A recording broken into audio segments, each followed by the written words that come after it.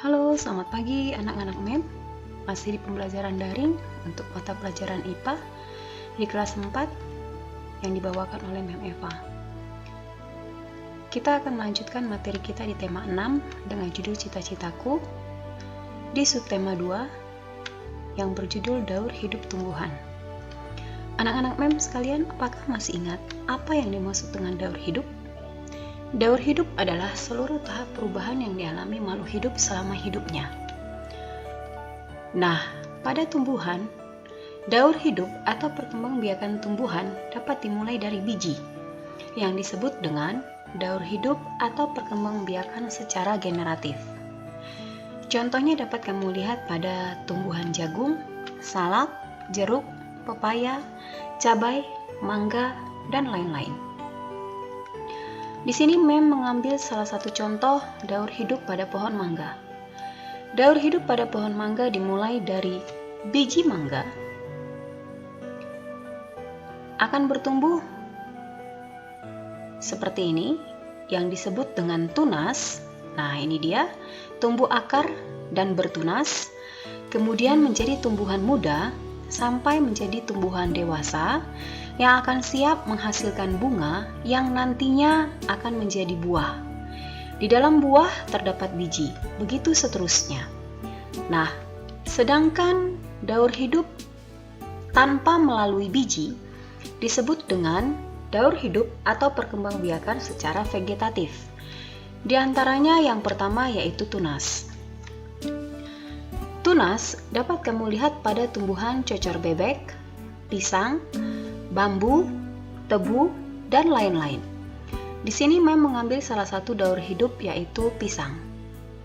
Tunas pisang yang kita tanam akan tumbuh menjadi tumbuhan muda, kemudian menjadi tumbuhan dewasa yang dapat menghasilkan buah, kemudian akan menghasilkan tunas kembali.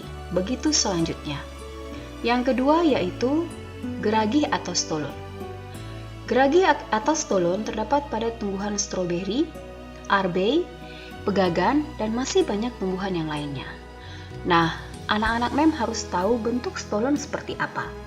Bentuk stolon seperti pada gambar berikut ini. Nah, biasanya tumbuhan ini menjalar di permukaan tanah ya anak-anak Mem. Yang berikutnya yaitu rimpang atau akar tinggal. Rimpang atau akar tinggal dapat kamu temukan pada tumbuhan kunyit, jahe, kencur, lengkuas, dan masih banyak tumbuhan yang lainnya. Di sini Mem mengambil salah satu contoh daur hidup pada jahe. Jahe dimulai dari akar tinggal yang kita tanam, kemudian tumbuh tunas, menjadi tumbuhan muda, sampai menjadi tumbuhan dewasa yang dapat diambil hasilnya yaitu seperti ini, jahe yang kita gunakan dalam kehidupan kita sehari-hari. Nah, yang berikutnya yaitu umbi. Umbi terdiri dari umbi lapis, umbi batang, dan umbi akar. Contoh tumbuhan yang daur hidupnya dimulai dari umbi yaitu wortel, bawang, singkong, bakung, dan tumbuhan lainnya. Di sini Mem mengambil salah satu daur hidup yaitu bawang. Bawang yaitu umbi lapis. Bawang yang kita tanam akan menghasilkan tunas, kemudian bertumbuh menjadi tumbuhan muda sampai menjadi tumbuhan dewasa yang dapat kita ambil hasilnya, dan kembali lagi umbinya yang dapat kita tanam. Yang berikutnya yaitu spora.